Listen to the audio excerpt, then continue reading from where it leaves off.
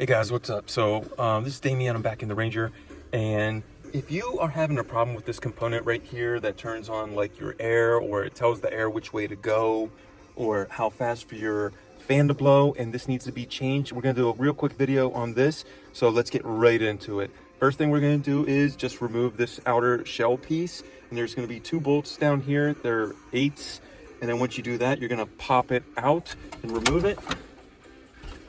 And then it's gonna open this up. I'm gonna turn it around so you can see what I'm showing you. All right, so this is like the temperature fan control here.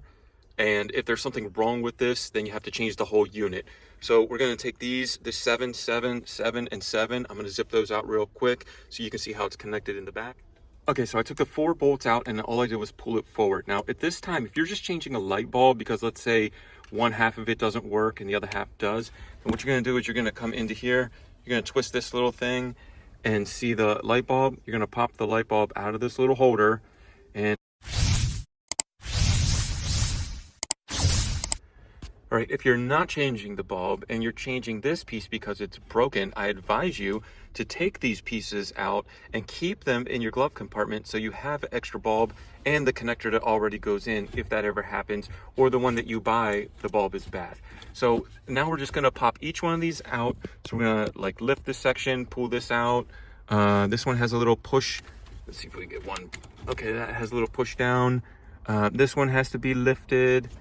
And I think you squeeze this one together and it comes out.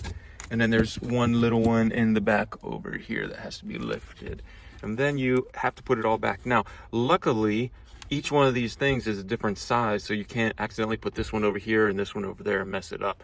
So once you're here and take everything out, then you can actually take the part and match it up with the part that you need if you're going searching for it. But we're selling this one so that we can recoup some money on the shop truck. Hope you like these shorter videos, straight to the point. This is what it is.